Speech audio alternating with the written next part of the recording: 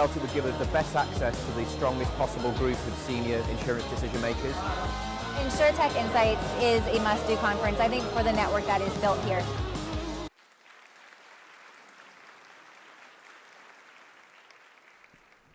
Good afternoon, everyone. Thank you for joining us for this panel. I know it becomes increasingly difficult after the lunch session, so it's great that you guys could make it. I promise this is going to be a good session. My name is Zeeshan Vazeer, and I lead insurance and Insurtech investments across emerging markets for IFC, which is a part of the World Bank Group.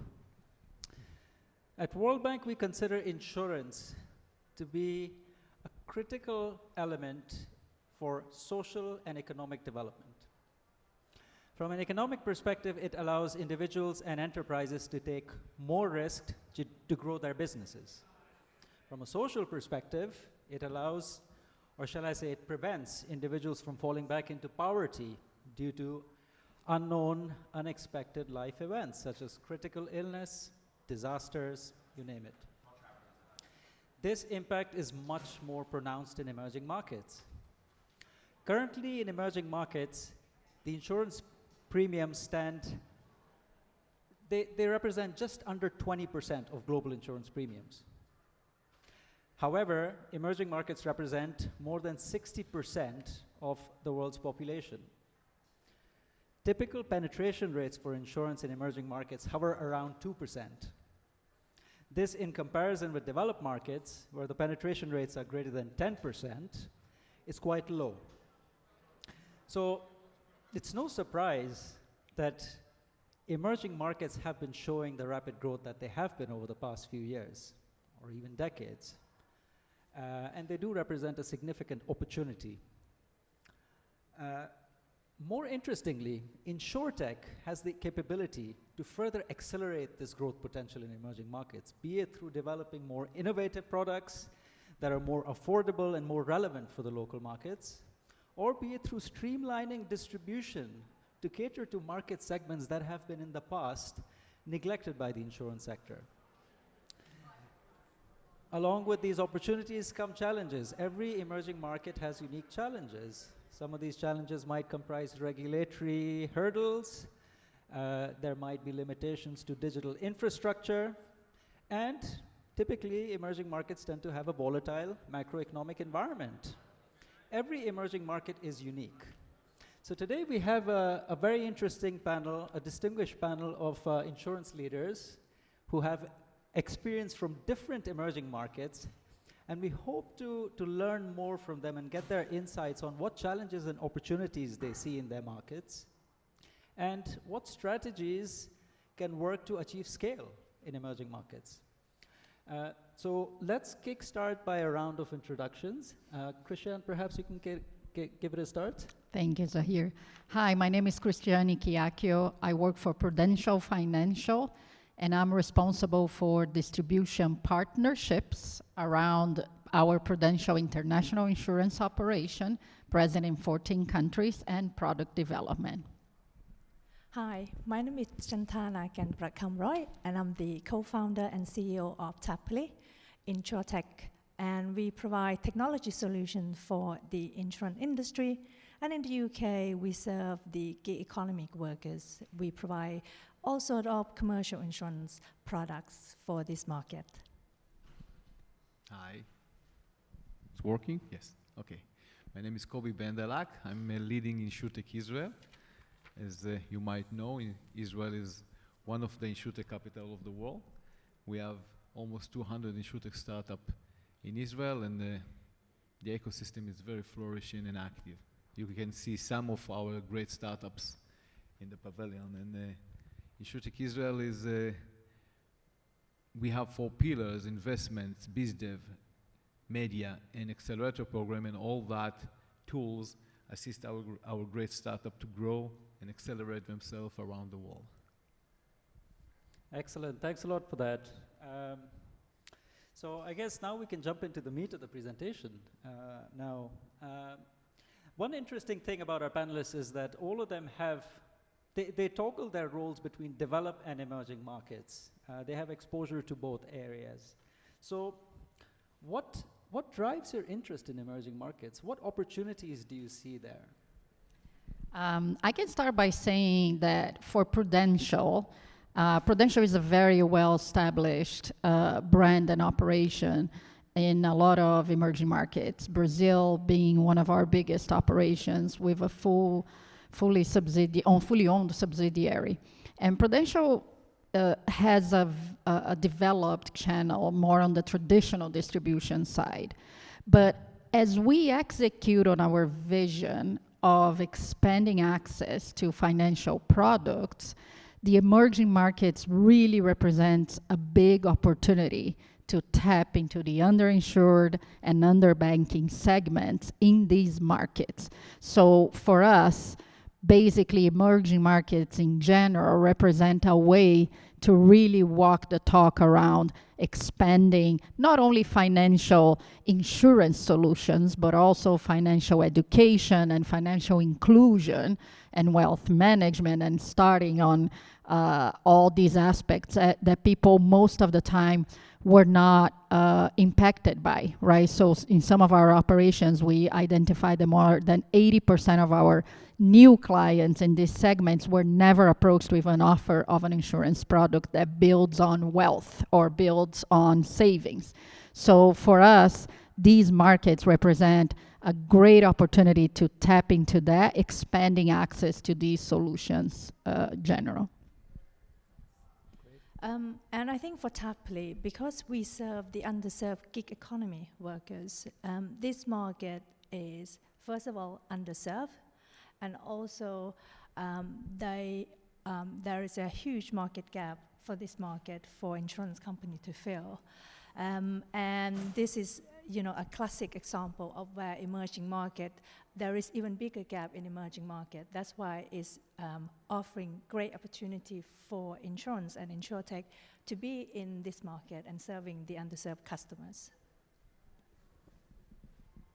So based on what my colleague said about the big potential in the emerging market, I might say that the most important, interesting thing for me is that they are not suffering from the sickness that other insurance industry or areas are suffering. So my very core business application and software is very old and work very non-technology and non-advanced. So they don't have that problems. They can skip on that from scratch.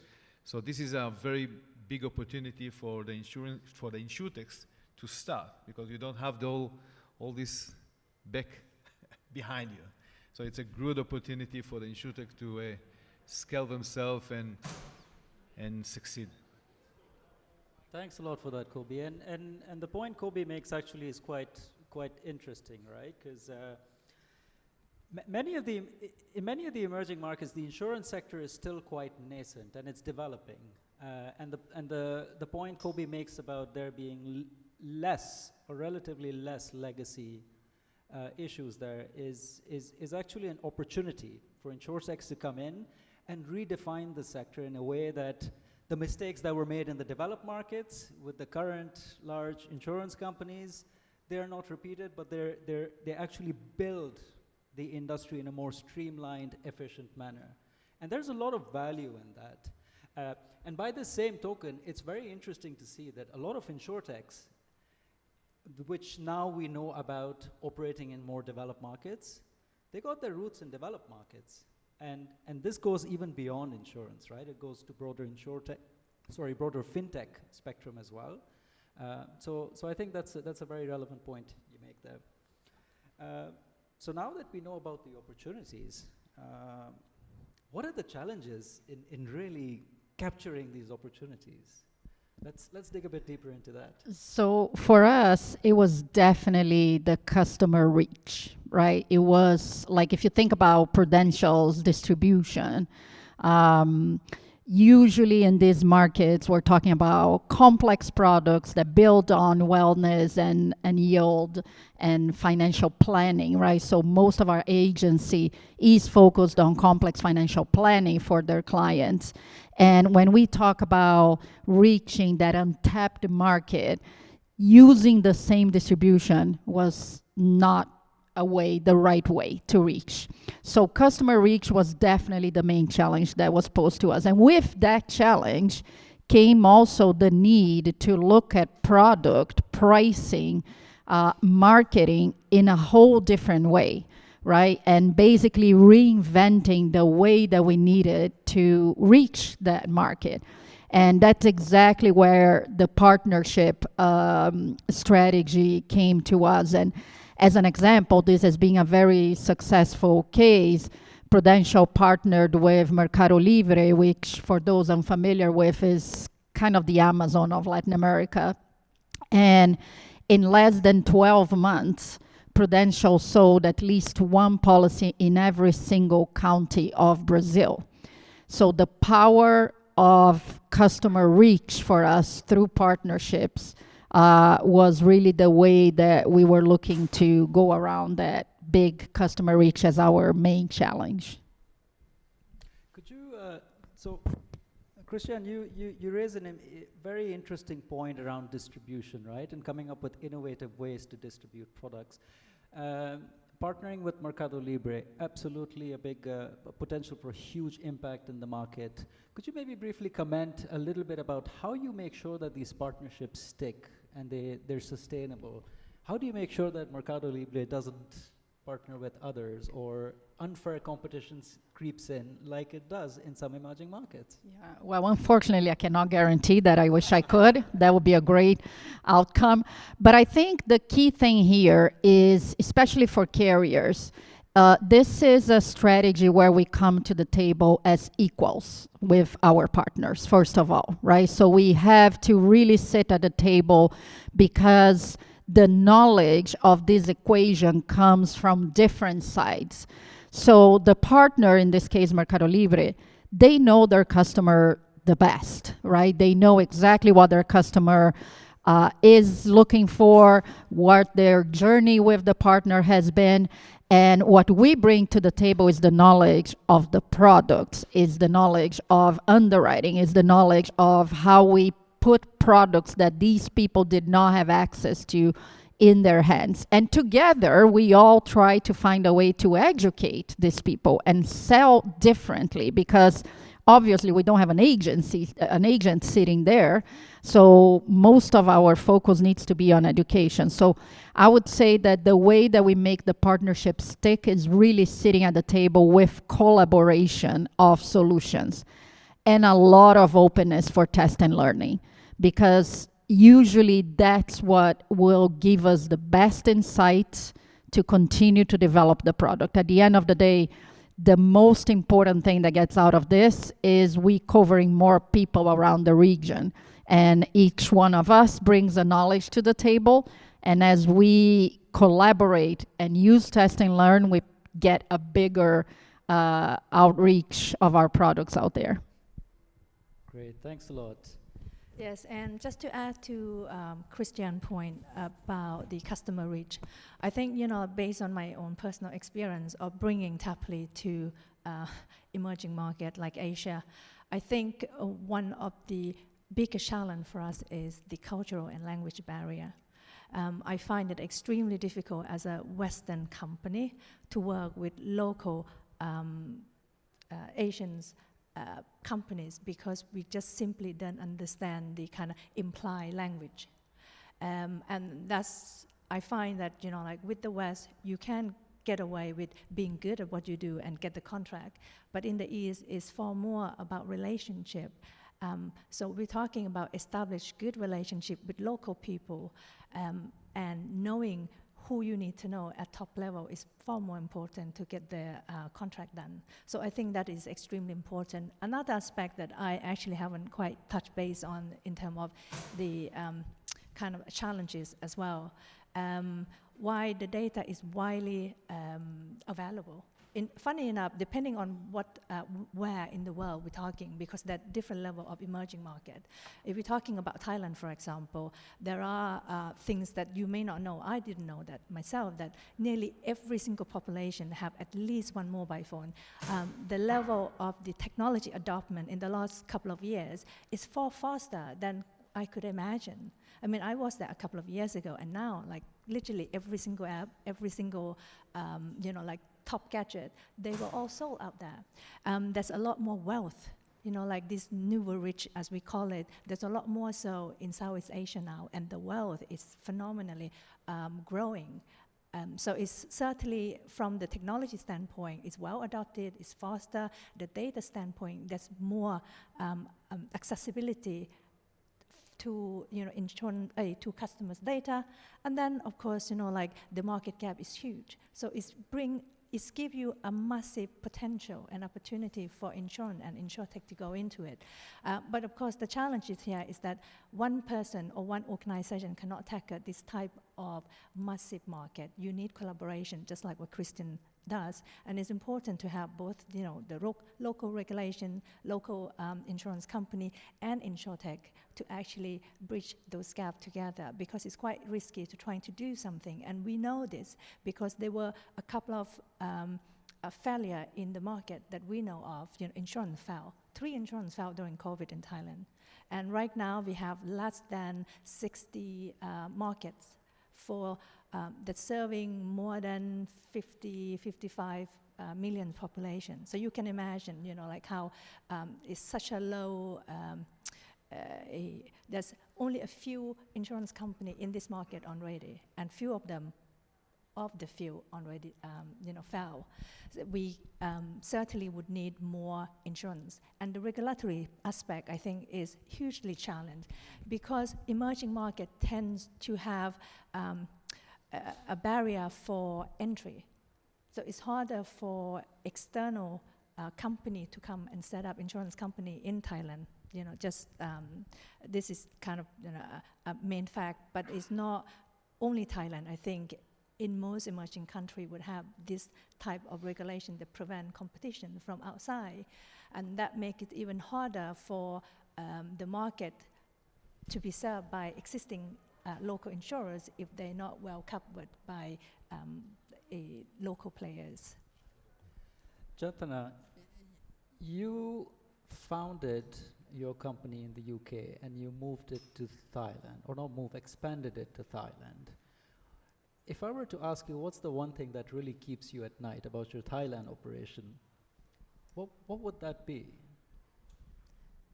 I would say, like, the fact that the contract or the written contract doesn't weigh as much. And what I'm trying to say is that, in the West, you can shake hand, and that would be, like, that would be your contract. That shake hand means something. But I think in the East, you're going to need more than that. Even if you have a written contract, it may not materialize. So the risk of contract not being, not that delivered from us, but more like, when we deliver the contract and we don't get the money, that's higher. Because it seems that the culture is more protecting the client who received the goods as opposed to the person who provided. So that's basically how I find. So it means it's harder for you as a foreigner to do business with local people unless you actually got somebody internally who can be there helping you navigate through that. Sounds like a common theme in our emerging market. but it's very normal in emerging market. Nobody wants to talk about this, but that is essentially, like, the key important things. Kobi, I see you agreeing and smiling at a lot of these points. Would love to get your thoughts on this. Great insights. So I think that the big challenge, of course, it's the distribution channels, because insurance is not a product that someone wake up in the morning and said, "I want to do life insurance today." It's nothing that it will never happen. So someone need to push it somewhere, somehow, or push it or educate the market. So the distribution channels, it's very, very complicated in that market, and that's the reason that the embedded insurance is take place, a majority place, and rule in that segment in that area. So I can give you 2 examples for that. So coming from Israel, so it's connected to the crop insurance. It's very popular in the emerging markets. So one strategy or tactic to sell the crop insurance is to embedded it to selling the seed. So if the farmer buy the seed, he buy insurance that everything will be right, connected, or everything will be all right. So the distribution channel is by the sellers, by the seed sellers. So this is one way. The second way is another insurtech called Oko, came from Israel.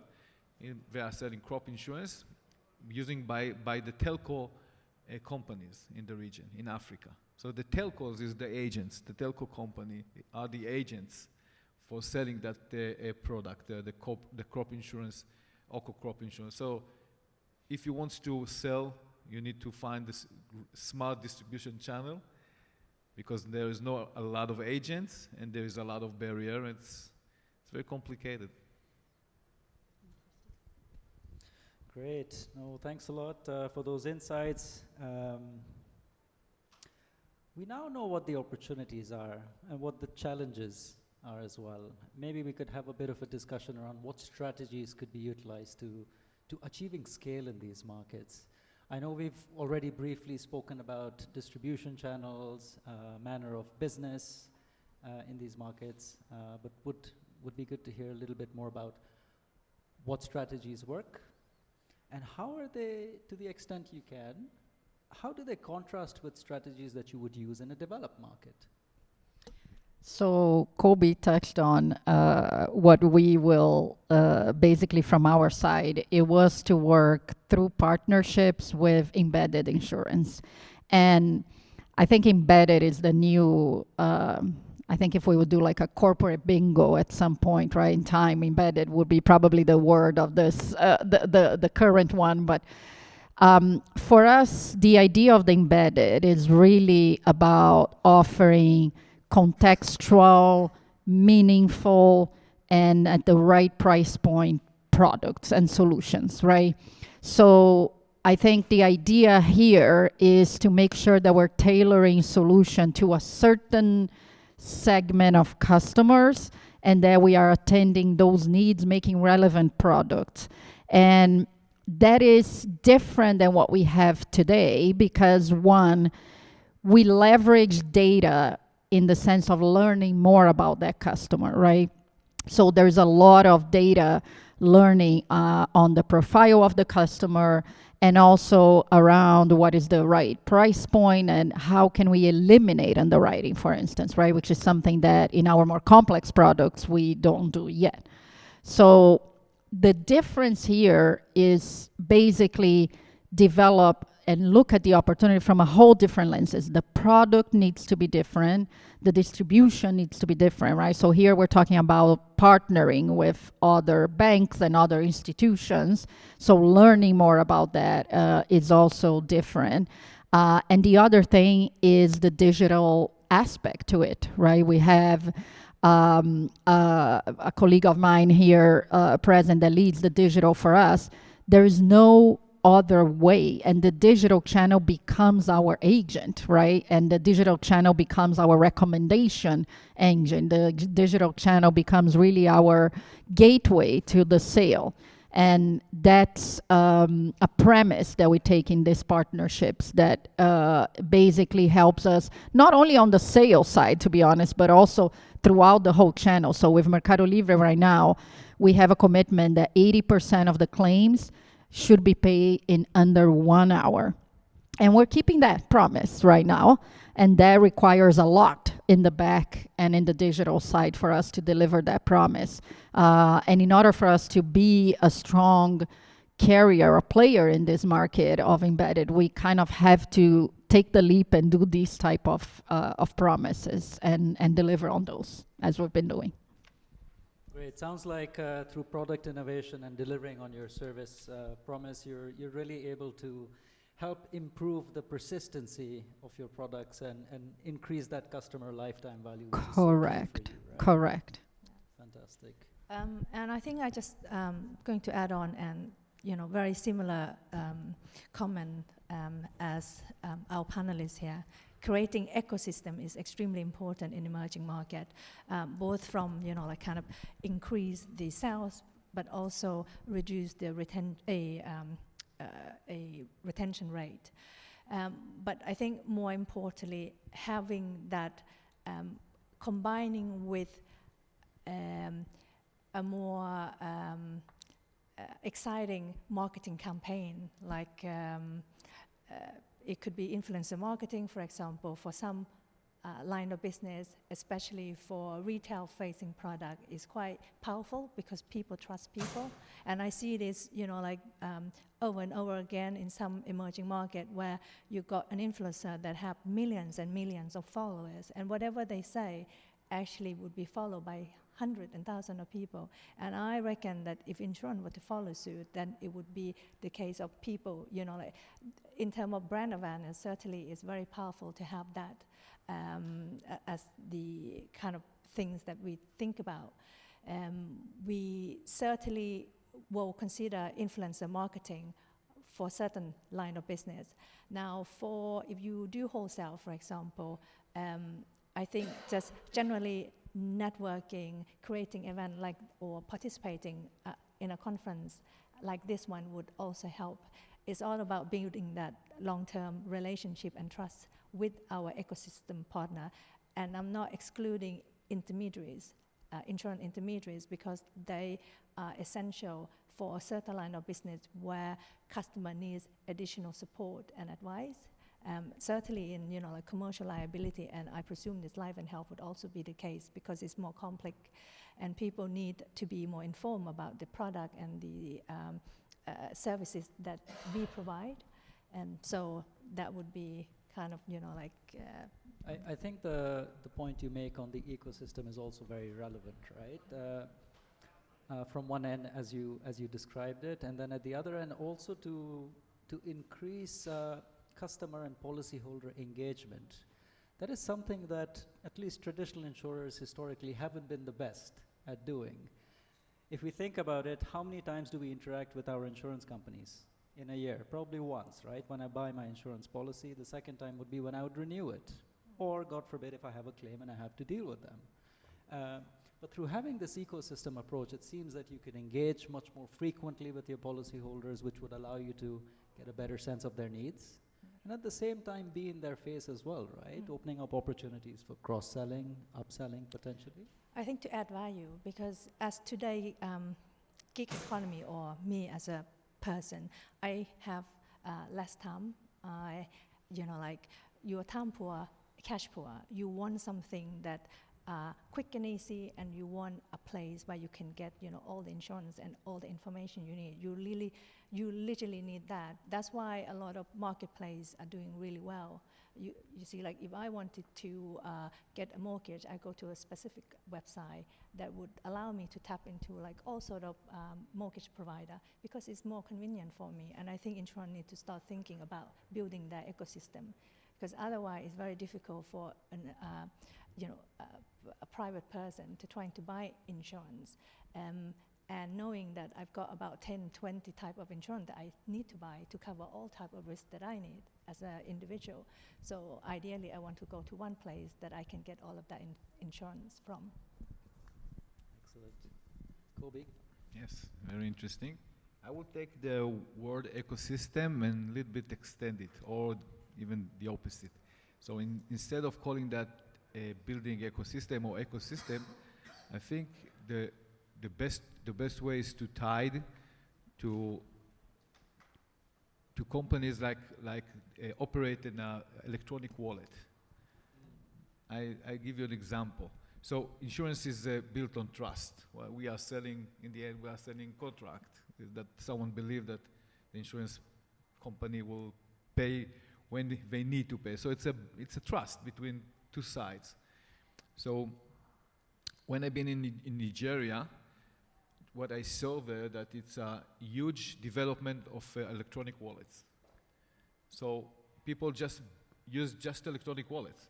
It's good for the economy, so the government support that very, very well. And it's very easy for the people. They buy everything, use the electronic wallet everywhere. So for the insurance industry, it's great because it's ecosystem.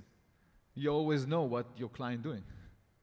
When you have money, when you don't have money, how he spend it, where he spend it, how often he doing things. So it's an ecosystem for the insurance industry. So, and you can build your credit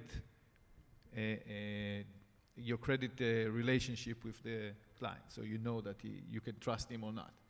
So what I'm seeing in the emerging market, that the huge demand for electronic wallet, and it's great for the insurance industry. It will assist us to sell or skip or bypass the distribution problems.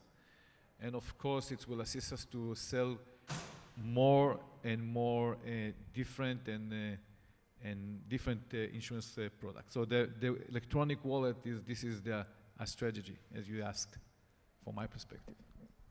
I really like how you expand the definition of ecosystem, because there definitely is happening a lot of convergence between different fintech subsegments and insurance.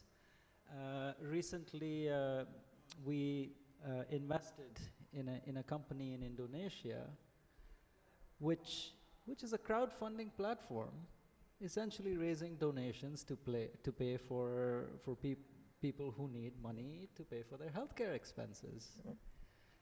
They ran the business for 4 years before they realized that, hey, listen, what we're running here is a mutual insurer. That's right.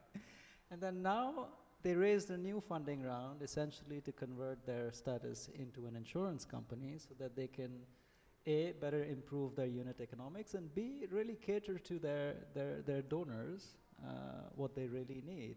So there's the point you make, Kobi, about the ecosystem and how there's convergence across like e-wallets, or be it donations or crowdfunding.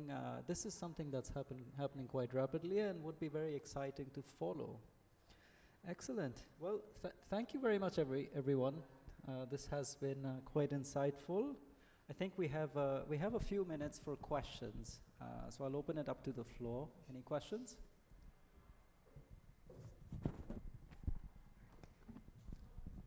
Not everyone at the same time.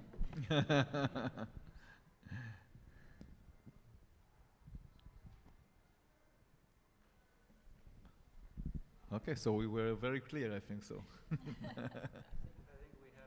we have. Yes. Yeah, thank you. So I'll kind of reverse the panel topic a little bit, and would love to get your perspectives on startups that are in, wherever they are, coming into developed countries. And Cristiane, your comment about the partnership between the product and distribution, and that local person knowing their customer. What would your insights be around? Do you try to integrate with existing channels, or do you advise startups to integrate with existing channels and kind of distribute through that? Or do you take a grassroots approach and try to figure out a unique, creative way to get into a market when you're trying to expand into a developed country? Well, I think that's a very $1 million question. Like, if you really, do you buy, do you partner, do you build? But I do think it really depends on how the company or the carrier set their strategy, and what pieces of the value chain are really strategic for you, right? And as we went through this journey, and we're still going through, because we're just started actually. I think for us, what is really important is, what do we want to control, right? And how we can then leverage with companies to help us get there, to accelerate us in terms of arriving there, or sometimes just partnering with companies that are providing services that we believe are not necessarily extremely important from the value chain perspective. And that evaluation is a strategic evaluation, I think, company by company, right? So for us, it was very important to have partners to arrive in this strategy, and we will continue to be. But some of the parts of things that we're seeing now, we're like, well, it does make sense for us to actually own that little piece of the chain over there.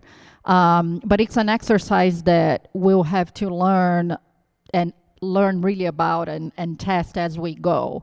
So I think one thing in my mind is to have your strategy very clear as you put it out, and what are the non-negotiable pieces of that value chain for us, for you. And that doesn't mean necessarily you have to develop everything internally from the get-go, but if they are strategic, what's your path to get there, right? That would be my view. If I can add, so if I can give advice to Insurtech to approach emerging market, and if I can say from the perspective of Israeli, that we always working remote. Our market is not Israel for the Insurtech. My Insurtechs are, the target market for them is US, okay, or Europe, or Africa, okay. Israel is not interesting in the Insurtechs based in Israel. So the best advice that I can give is that you must work with a local partner. You must work with a local partner. There is no other way to succeed, because first it's a culture, language, connections, trust, and of course a time zone, and a lot of even small things that coming by the way. So you must work with a local partner. This is the best advice that and someone that you can trust and lean on, like the Big Four or other big company in global and international companies. So they have the ability to work both sides, with the local people and with you. So this is my advice. And I think my final point is to always be flexible, and always don't be so fixated about what you think is right, because where you're coming from could be so different from your clients. And like certainly when it's come to negotiating, delivering the project to like the point of having that ongoing relationship is so different from one culture to another. And we know this because we work with people from North America, Asia, and Europe, and they all have different culture and different way of operating from the cultural and value perspective. I think we're out of time. Thanks a lot for the insightful discussion. Thanks for your questions. Thank you.